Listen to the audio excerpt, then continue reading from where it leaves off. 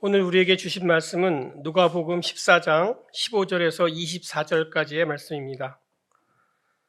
함께 먹고 있던 사람 가운데 하나가 이 말씀을 듣고서 예수께 말하였다. 하나님의 나라에서 음식을 먹는 사람은 복이 있습니다. 예수께서 그에게 말씀하셨다. 어떤 사람이 큰 잔치를 베풀고 많은 사람을 초대하였다. 잔치 시간이 되어 그는 자기 종을 보내서 준비가 다 되었으니 오십시오 하고 초대받은 사람들에게 말하게 하였다. 그런데 그들은 모두 하나같이 핑계를 대기 시작하였다. 한 사람은 그에게 말하기를 내가 밭을 샀는데 가서 보아야 하겠소. 부디 양해해 주기 바라오 하였다. 다른 사람은 내가 겨릿소 5쌍을 샀는데 그것들을 시험하러 가는 길이요. 부디 양해해 주기 바라오 하고 말하였다. 또 다른 사람은 내가 장가를 들어서 아내를 맞이하였어. 그러니 가지 못하겠소 하고 말하였다. 그 종이 돌아와서 이것을 그대로 자기 주인에게 일렀다. 그러자 집주인이 노하여 종도로 말하기를 어서 시내의 거리와 골목으로 나가서 가난한 사람들과 지체에 장애가 있는 사람들과 눈먼 사람들과 다리 저는 사람들을 이리로 데려오너라 하였다. 그렇게 한 뒤에 종이 말하였다. 주인님, 분부대로 하였습니다만 아직도 자리가 남아 있습니다. 주인이 종에게 말하였다. 큰 길과 산 울타리로 나가서 사람들을 억지로라도 데려다가 내 집을 채워라. 내가 너희에게 말한다. 초대를 받은 사람들 가운데서는 아무도 나의 잔치를 맛보지 못할 것이다. 이는 하나님의 말씀입니다.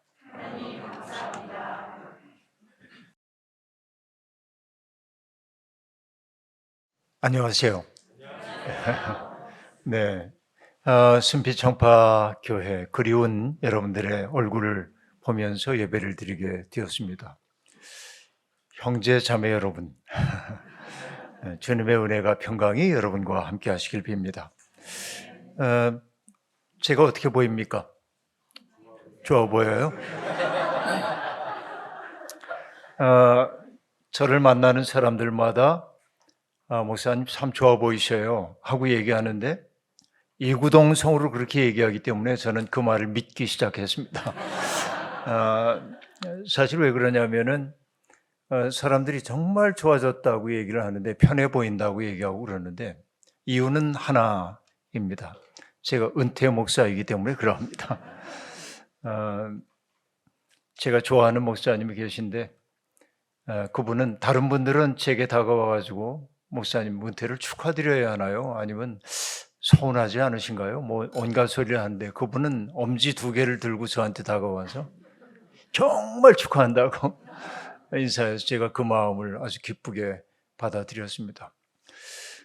은퇴 이후에도 제법 분주한 시간을 저는 지금 보내고 있고요. 꽤 많은 사람들을 만나고 또 강연도 하고 설교도 하고 그렇게 다니고 있습니다.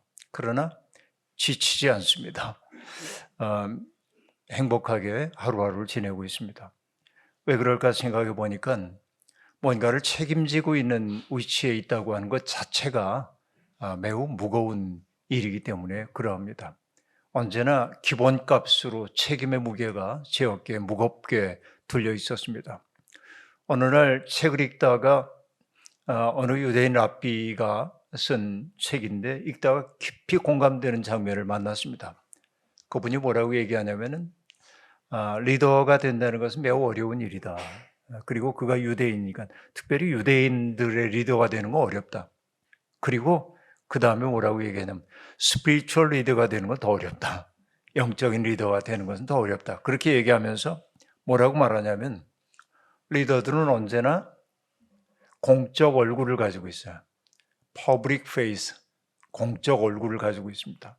공적 얼굴은 어떠해야 하냐면 언제나 고요해야 하고 그리고 명랑해야 하고 낙관적이어야 하고 그리고 뭔가 편안해 보여야 돼 사람들에게. 리더가 안달복달하고 조급증을 느끼고 그러면 사람들이 다 불안해지기 때문에. 그런데 그가 얘기합니다. 그러나 정직하게 얘기하자면은 우리들의 마음속에는 감정의 폭풍이 일 때가 참 많이 있다. 이게 저도 그대로 고스란히 느끼고 있는 것인데요.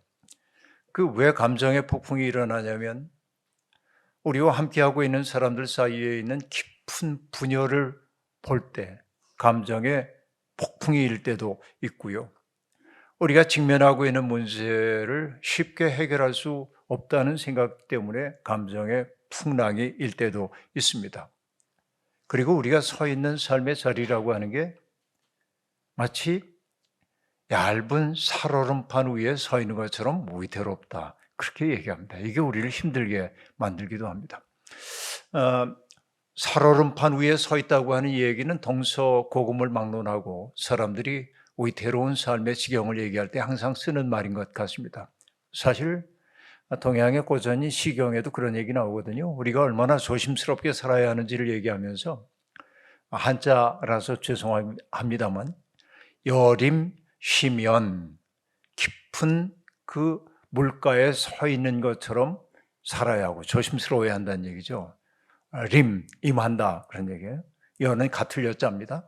그러니까 깊은 심연 앞에 서 있는 것처럼 조심스럽게 살아야 하고 그 다음에 나온 말이 뭐냐면 여리 박빙 그렇게 말하는데 이때 리자는 밟을 리자예요. 이력서 쓴다 할 때 리자인데 박빙은 뭐예요? 얇은 얼음. 살얼음판 그 얼음을 딛는 것처럼 조심스럽게 살아야 한다라고 말하는데 무릇 리더라는 사람들이 할 수밖에 없는 삶의 태도가 그러하다. 그런데 여러분 저는 이제 그 자리 물러나고 나니까 굉장히 평안해졌습니다. 그래서 기쁜 낯으로 여러분과 만납니다. 오늘이 성령 강림 주일이고요. 우리 손성현 목사님 두르고 있는 스토리 붉은색이죠. 이게 성령 강림절의 색입니다. 마땅히 성령 강림 사건에 대한 이야기를 해야 하지만 2달 전에 이곳에 교회를 설립할 때 제가 바로 성령의 능력 안에 있는 공동체에 대한 이야기를 했고 지금은 더는 보태고 싶은 얘기가 없습니다. 성령이 우리에게 임할 때 우리에게 벌어지는 일들이 무엇일까요? 성령이 내 속에 들어오면은 우리는 생기에 가득 찬 사람이 됩니다. 그러니까 내 속에 진이 다 빠진 것 같은 그런 느낌이 들기도 하는데 하나님의 영이 내 속에 깃들게 될 때 내가 일어선 사람이 되죠. 이게 가장 강력한 모습으로 드러난 것이 에스겔 37장 마른 뼈의 골짜기에서 하나님의 바람이 불어오자 뼈들이 맞춰지고 힘줄이 연결되고 그리고 근육이 덮이고 피부가 덮이면서 하늘 군대를 이루었다.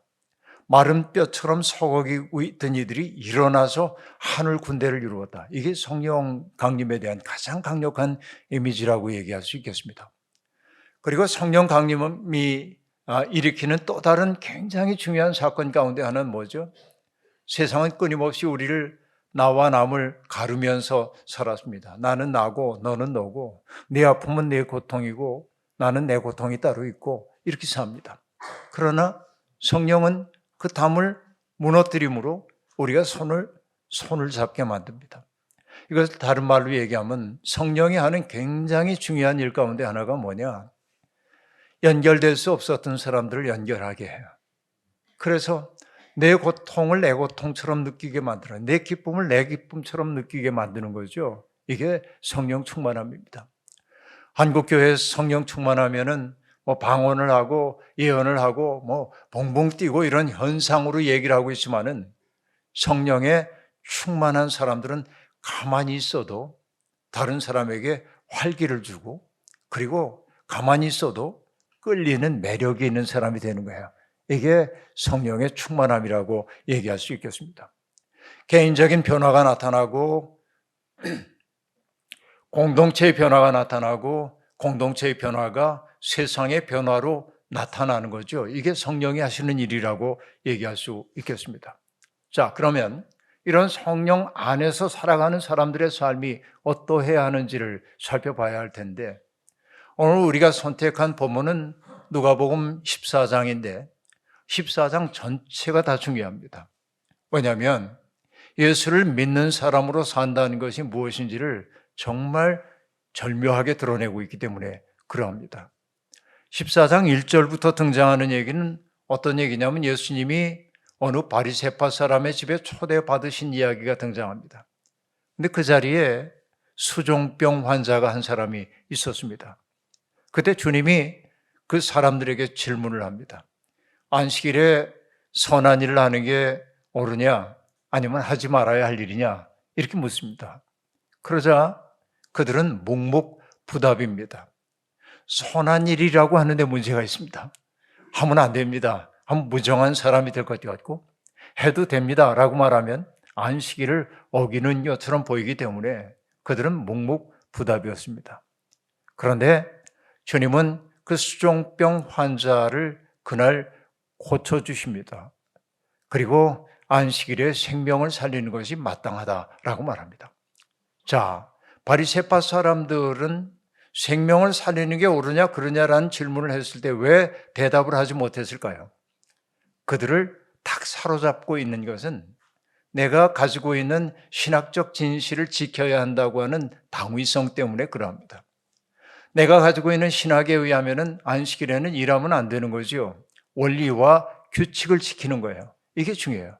그러나 예수님은 우리에게 달리 사고할 것을 요구하고 있습니다. 원리와 규칙 중요합니다, 삶에서. 그러나 그보다 선행되어야 할 것은 뭐죠? 생명을 풍부하게 하는 것이 훨씬 더 근원적이다라고 하는 겁니다. 우리가 예수를 믿는 사람이 된다고 하는 것은 다른 것 아니라 생명 중심적 사고를 하는 사람으로 내 삶을 전환해 가는 것임을 우리가 알 수 있습니다. 그 다음에 등장하고 있는 얘기는 뭐냐면 예수님이 사람들 잔치집에서 이렇게 보니까 눈치 싸움이 치열합니다. 어떤 눈치 싸움이냐면은 높은 자리에 누가 앉나 이게 관심이에요. 우리도 그러잖아요. 어디에 가면 제가 어디 앉아야 될까요? 그죠? 제가 어디 앉아야 될까요? 음식점에 가더라도 사람들이 쭈뼛쭈뼛합니다. 내가 어디에 앉아야 되는지 몰라. 어디가 상석인지 몰라. 그죠? 그러니까 어떤 분은 자기가 제 윗사람이라고 생각하면 상석에 턱 앉지만, 그러나 이때도 이제 눈치 싸움이 치열했단 말이에요. 그런데 주님이 말씀하십니다. 어디 초대받아 가거든 높은 자리에 앉지 말라는 거예요. 그러면서 하신 말씀이 그대보다 높은 사람이 오면은 주인이 와서 얘기할 거 아니냐. 더 귀인이 오셨으니 아래로 좀 내려가시죠. 그럼 부끄러울 거 아니냐. 이 처세술을 가르치는 것처럼 보여요. 그러나 이것은 처세술에 대한 가르침이 아니죠. 주님이 하시고 싶은 말씀은 뭡니까? 우리의 마음속에는 남과 나를 비교하고 대조하고 그리고 남보다 내가 우월하다고 하는 생각, 말로는 겸손하게 말하는지 몰라도 우리의 마음속에 있는 경쟁의식 이런 것들이 있죠. 이것을 어느 심리학자가 했던 말은 뭡니까? 지배의 욕망이 우리에게 있다 그 얘기지. 권력의 의지가 있다는 말이죠. 내가 누군가 위에 있어요. 지배의 욕망이란 무엇입니까? 나의 의지를 누군가에게 보고함으로 그가 내 의지대로 움직이도록 만드는 것이 지배의 욕망이죠. 그러니까 그 권력 욕망이 우리 모두에게 있어. 그런데 주님은 말씀하십니다. 그 마음이 지옥의 마음이라는 거예요. 그러니까 주님이 하신 말씀은 뭐예요? 스스로 가장 낮은 자리에 처하라. 낮은 자리에. 그러니까 비굴해지라고 하는 얘기가 아닙니다. 그 자리에서 자유로워지면 되는 거예요. 그 자리에서 내가 당당하면 되는 거예요. 그렇죠. 그 자리에서 누군가를 섬기려는 거예요. 그 사람이 가장 위대해요. 예수 그리스도는 우리에게 사회적 통념을 뒤집어 엎는 인생의 길을 우리에게 보여주고 있는 거죠. 지배의 욕망, 권력의 욕구 내려놓을 때 내 속에 자유로움이 온다. 그렇죠? 여러분 살다 보니까 그러합니다.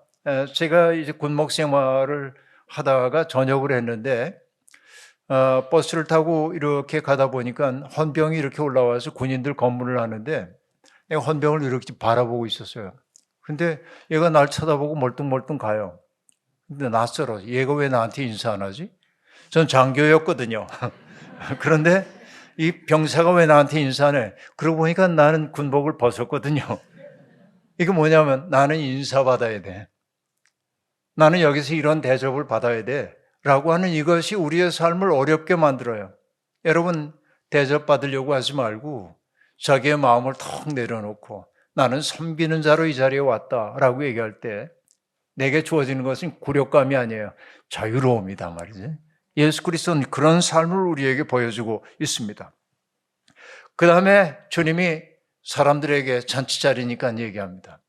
사람들을 초대할 때는 되갚을 능력이 있는 사람을 초대하지 말아라.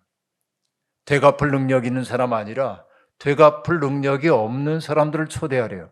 이것은 조금 낯설게 들리는 이야기입니다. 우리는 나하고 비슷한 사람들을 초대합니다. 그리고 내가 만나면 유쾌한 사람들을 초대하는 것을 당연한 일로 여깁니다. 그렇죠. 이것이 사회적인 일반적인 윤리이기 때문에 그러합니다. 특별히 로마 사회도 그렇고 유대 사회도 그렇고 그 당시에 2000년 전의 사회의 특색은 뭐냐면 주고받기의 사회입니다. Give and take예요. 내가 주었으면 너는 내게 이만큼 돌려줘야 마땅한 거야. 이 원칙이 어겨지게 될 때 사귐은 끝장나도록 돼 있다라고 얘기합니다. 그러니까 내가 누군가를 초대한다고 하는 것은 나도 또한 그의 손님이 될 가능성이 있을 때 일어나는 일이었습니다. 여기에서 작동하고 있는 마음의 법칙이 있죠. 그 법칙은 무엇입니까? 동일성의 원리입니다. 같음입니다. 너와 나는 대등해야 돼. 그렇죠? 그래야 우리가 서로 체면을 살려주는 것이에요. 같지 않은 사람들은 배제되는 겁니다. 주님이 하신 말씀은 뭡니까? 같음의 세계에 머물지 말아라. 다른 이들을 내 삶 속으로 초대하는 것을 꺼리지 말아라.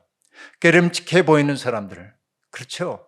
같아야 초대한다고 얘기했는데 말을 조금 바꾸겠습니다. 같음을 가품으로 말이죠.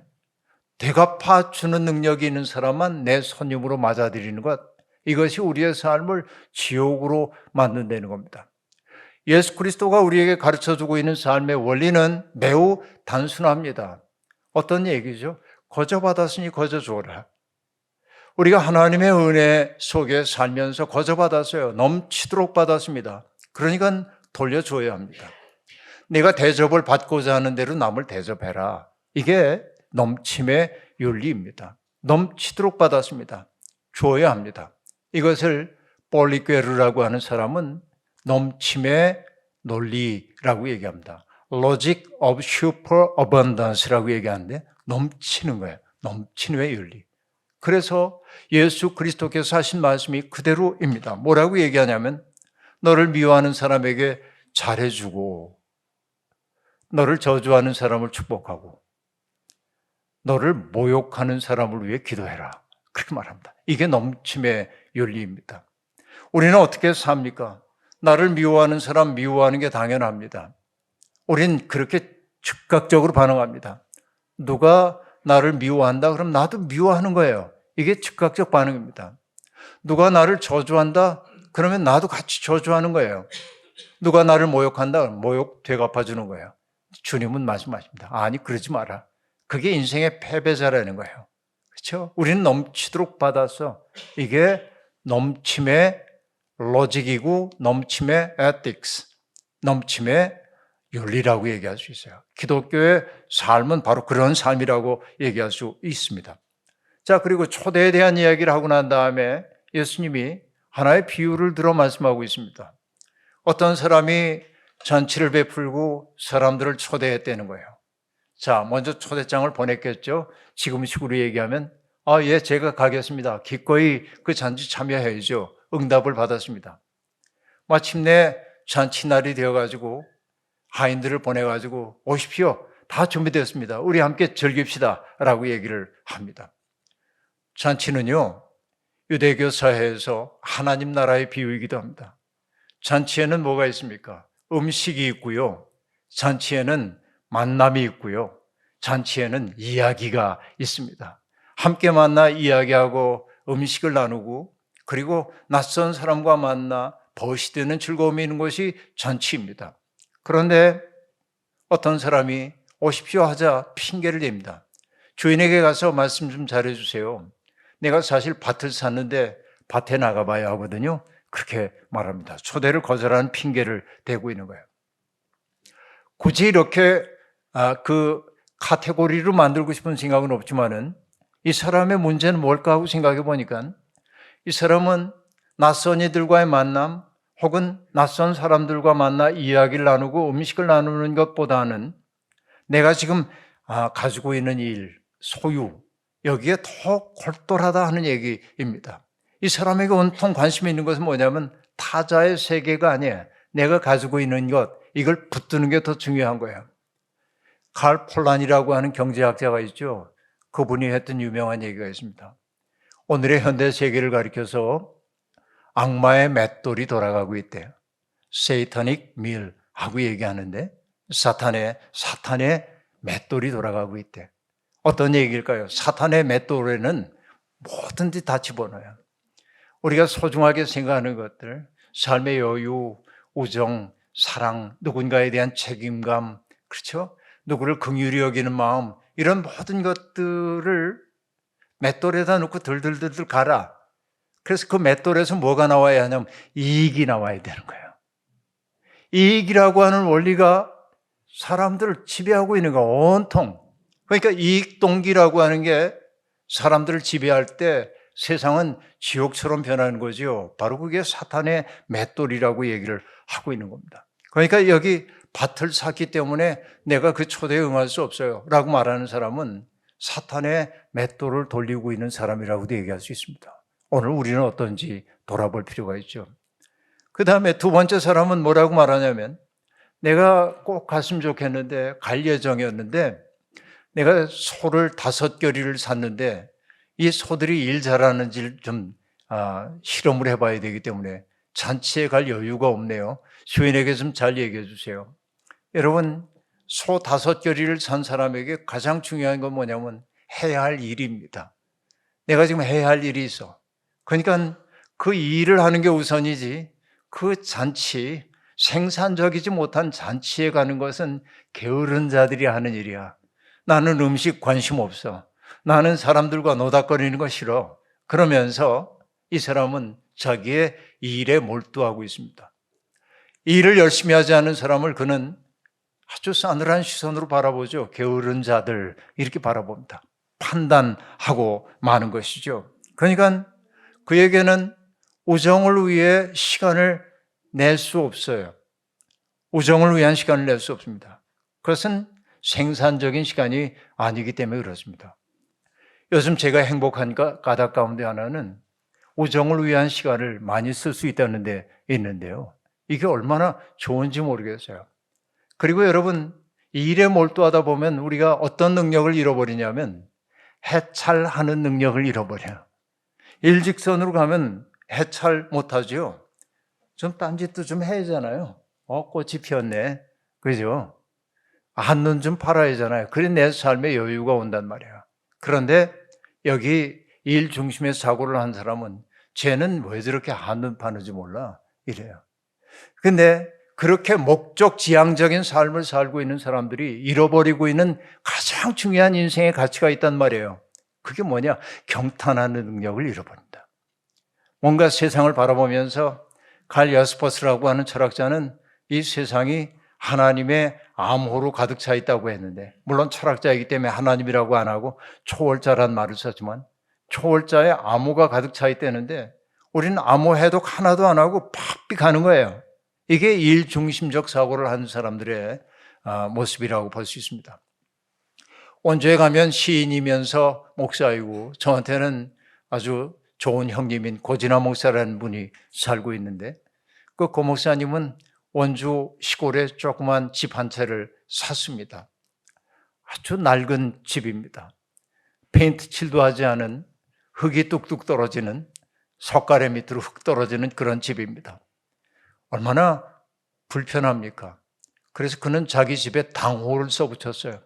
뭐라고 썼냐면 불편당 그래. 불편당. 이 불편한 집이야. 불편하기로 작정했어요. 불편당이에요. 그 집이. 근데 그 집에 이렇게 들어가 보면은 이제 벽 사이에 기둥들이 이렇게 있잖아요. 거기에 나무로 쓴 뭐라고 얘기해야 되나? 어쨌든 나무판이 쭉 있는데 글씨를 잘 쓰는 어떤 분이 쓴 글귀가 거기에 등장하고 있습니다. 뭐라고 얘기하냐면 이렇게 되어 있습니다. 당신은 우주의 한 송이 꽃. 여러분, 이 자리에 있는 우리들이 모두가 다 우주의 한 송이 꽃이에요. 사실 설명하고 싶은 말이 많이 있습니다. 우리는 한 사람 한 사람이 우주적 기적이에요. 이 광대한 우주 가운데 인간의 과학이 밝혀낸 바에 의하면 아직까지 어떤 생명의 흔적도 찾은 적이 없어요. 근데 내가 고등 생명체로 이 세상에 있다는 것처럼 놀라운 일이 어디에 있어요? 그러니까 우리는 우주의 한 송이 꽃, 그렇게 써놓고요. 이게 전부 이제 그분의 글에 등장하는 말 일부분입니다. 그 다음에 뭐라고 얘기하냐면 날마다 화전놀이 하듯, 그죠? 여러분 부침하면서 거기에 진달래꽃 같은 거 이렇게 올려놓는 게 화전이잖아요. 날마다 화전놀이 하듯. 그 다음에 기가 막힌 말이 나옵니다. 시와 꽃과 예술을 낭비하자. 여러분 낭비한다는 게 악덕으로 우리에 여겨지고 있죠. 그런데 지천으로 주어지고 있는 이 세계, 아름다운 세계, 예수의 광대한 세계를 한껏 누리자는 말이에요. 그 말이. 그분은 시인이니까 시도 그렇게 누리자고 얘기하죠. 그리고 얘기합니다. 흔한 것이 귀합니다. 우린 뭐죠? 희귀한 것이 귀합니다. 다이아몬드. 그렇죠? 희소성. 이게 사람들을 사로잡잖아요. 근데 시인은 정반대 얘기하고 있어요. 가장 흔한 것이 가장 귀해. 모든 사람이 누릴 수 있도록 하나님이 마련해 놓은 건 흔한 것일 수밖에 없죠. 그리고 그분의 모토처럼 되어 있는 문장이 등장합니다. 쉴 새 없이 명랑하자. 여러분, 쉴 새 없이 명랑하자. 왜 실실 웃어? 그러지 않고 우리 명랑하게 내 삶을 대면할 수 있어야 된단 말이죠. 그게 결국 어떤 것입니까? 일중심적 사고에서 벗어나니까 세상에 기적 아닌 게 없는 거예요. 그렇죠? 근데 우리는 그 일, 내가 성취해야 하는 목표, 거기에만 몰두해가지고 살다 보니까 바빠 그러면서 인생을 즐기지 못하고 있다. 세 번째는 뭡니까? 나도 가봐야 할 텐데 얼마 전에 결혼했거든요. 아내하고 함께 있어야 돼서 제가 가지 못합니다. 양해해 주세요. 타당한 이야기처럼 보입니다. 부부간에 서로에게 정말 곁을 내주고 시간을 함께 하겠다는데 무슨 탓을 하겠습니까? 그러나 조금 생각해 보면 이 사람들은 자기만의 고립된 삶의 행복을 누리겠다는 거예요. 타자들과 만나서 함께 축제를 벌이기보다는 우리끼리 행복하겠다고 얘기하고 있습니다. 불필요한 이들과 연루되어서 불쾌한 일을 당하지 않겠다고 하는 폐쇄적인 삶의 태도가 거기에 있다고 얘기할 수 있겠습니다. 자, 그러면 여러분, 이 사람들의 참여를 거부하는 모든 사람들의 태도를 한마디로 얘기하면 뭐라고 얘기할 수 있을까요? 그들은 스스로 자족하려는 존재입니다. 내 삶에 타인들이 필요하지 않다고 여기는 거예요. 바로 이것이 저는 지옥의 마음이라고 여깁니다. 죄인이 그 초대받은 사람들이 다 오기를 거절했다는 얘기를 듣고 화가 나가지고 하인에게 말합니다. 그러면 시내 거리 골목에 나가서 가난한 사람들, 그렇죠? 그들은 초대받지 못한 사람들이었습니다. 가난한 사람들, 지체에 장애가 있는 사람들, 눈먼 사람들, 다리 저는 사람들을 데려다가 내 집을 채워라 라고 얘기합니다. 자, 여기는 뭔가 장애가 있는 사람들 얘기를 하고 있지만은 사실은 유대교 사회적 세계에 의해서 죄인으로 규정된 사람들, 그들만의 리그에서 떨어져 나간 사람들을 우리의 잔치에 초대하라고 하는 얘기죠. 아름다운 얘기입니다. 그렇게 했는데도 여전히 빈자리가 있자 주인이 말합니다. 큰 길과 산울타리로 나가서 사람들을 억지로라도 데려다 내 집을 채워라. 이건 어떤 얘기일까요? 우리에게 속하지 않은 이방인까지도 우리의 잔치에 마음껏 초대해서 잔치를 풍요롭게 만들라는 것입니다. 하나님의 세계는 아무도 배제하지 않는 세상입니다. 다양한 사람들이 함께 모여서 만화방창의 어울림의 세계를 만들어내는 것이 하나님의 나라라고 말씀드릴 수 있습니다. 우리는 그 잔치에 초대받은 사람들이라고 말할 수 있습니다. 주님은 이 말씀을 다 들려주신 후에 말씀하시죠. 초대받은 사람 가운데는 아무도 나의 잔치를 맛보지 못할 거다. 초대를 받았는데 거절한 사람들, 그렇죠? 우리는 어떻습니까? 초대에 응하고 있나요? 지금 여러분들은 그 잔치에 초대에 응하여 오신 줄로 믿습니다. 저는 순빛 청파교회가 바로 이렇게 정말 사람들에게 왕따 당하고 있는 사람, 되갚아줄 능력이 없는 사람들이 들어와서 편안한 자리, 회복되는 자리가 되기를 소망합니다. 마지막으로 얘기를 하나 하겠습니다. 2차 세계대전이 끝나고 런던도 독일군의 폭격으로 다 파괴되고 그랬을 때 전쟁이 막 끝나고 1945년 6월 7일 전쟁의 상흔을 털고 평화의 문을 연다는 뜻으로 런던의 새들러 웰스 극장이 재개관되었습니다. 극장이 열리면서 처음으로 연주한 오페라 작품이 있는데 벤자민 브리튼의 오페라 피터 그라임스라고 하는 작품이 올라갑니다. 저는 아직 그 오페라를 본 적이 없습니다. 가난하고 외딴 마을에 살고 있는 늙은 어부 피터라는 사람이 있었습니다. 그 사람은 약간 고립된 삶을 살고 있었고 마을 사람들과 잘 어울리지 않습니다. 그러니까 사람들은 피터를 싫어했습니다. 그는 왕따입니다. 아무도 그를 도와주지 않습니다. 그래서 피터는 고아 소년을 데려다가 자기의 일을 도와달라고 하는데 어느 날 우연한 사고 때문에 고아 소년이 죽고 맙니다. 그러자 마을 사람들은 피터가 그 고아 소년을 죽였다고 생각합니다. 온갖 비난이 그에게 쏟아집니다. 그리고 마을에서 공동체가 그에게 뭐라고 얘기하냐면 이제 다시는 미성년자를 채용해서는 안 된다 이렇게 얘기를 합니다. 그러나 피터는 자기의 일을 도와줄 사람이 없기 때문에 또 다른 고아 소년 하나를 데려다가 그 아이로 하여금 자기를 돕게 만듭니다. 그 고아 소년을 꾀죄죄했습니다. 그런데 이 피터를 이해하는 유일한 사람이 그 마을 학교의 앨런이라고 하는 교장 선생이었는데 이 앨런이 어느 날 마음을 먹습니다. 이 고아 소년을 잘 돌봐야겠다. 그래서 먹을 것도 주고 또 옷도 잘 입히고 그러는데 어느 주일 아침 앨런은 이 고아 소년을 데리고 잘 옷을 입히고 바닷가에 나가서 가만히 앉아 있습니다. 사람들이 저마다 성경책을 들고 예배당을 향해 갑니다.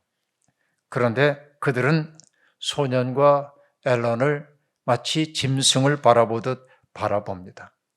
단 한 사람도 그들에게 함께 가자고 말하지 않습니다.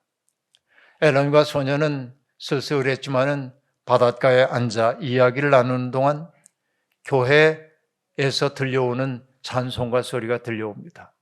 오페라이지만은 앨런과 소년은 한마디도 하지 않고 연기만 하고 있는 거예요. 등 뒤에서 교회에서 찬송 소리가 들려와 하나님은 우리 모두를 사랑하신다. 그때 앨런은 교회를 등지고 앉아서 털실로 소년이 입을 스웨터를 짜고 있었습니다. 이 이야기를 소개하면서 지금 풍월 땅을 만들었던 박정호라고 하는 분이 예술은 언제 슬퍼하는가라는 책에서 들려준 얘기인데 그는 이렇게 묻고 있습니다. 유명하고 성공한 사람들, 깨끗한 사람들은 청하면서도 정작 맞아들여야 할 가난하고 소외된 이들에게는 구제금이나 전하면서 할 도리를 다 했다고 하는 게 교회의 본질에 맞냐 질문을 던지고 있습니다. 우리는 이 질문 앞에 서 있습니다. 여기에 숨빛 총파교회가 세워진 까닭은 뭘까요? 바로 이렇게 초대받지 못한 사람들을 기꺼이 초대하고 그들이 이곳에 들어와서 아름다운 공동체를 이루고 그들이 존중받고 있음을 느끼고 회복되고 그래서 함께함의 기쁨을 통해 하나님 나라를 확장해 가는 일이 아니겠습니까? 숨빛 청파교회가 부디 그렇게 열린 교회, 하나님의 잔치 벌어지고 있는 아름다운 공동체가 되기를 주님의 이름으로 축원합니다. 주신 말씀 기억하며 거듭의 기도 드리겠습니다. 하나님 나라 잔치가 이미 벌어졌는데 우리는 땅의 현실에 몰두하느라고 그 잔치에 참여하지 못합니다. 아름다운 별 하늘이 전개되어 있는데도 땅의 인력에 끌려 땅만을 바라보며 사는 우리들입니다. 아름다운 꽃들이 피어났는데도 꽃 앞에 멈춰 서지 못하는 무능한 우리들입니다. 세상에 가득 차 있는 하나님의 신비를 보지 못하는 불쌍한 우리들 긍휼히 여기셔서 하나님의 잔치에 참여한 자의 흥겨움을 안고 살아가도록 우리와 동행해 주시고, 이곳에 세워진 순빛 청파교회가 하나님 나라 잔치를 맛보는 이들로 말미암아 흥왕한 교회가 되게 도와주옵소서. 예수님의 이름으로 기도하옵나이다. 아멘.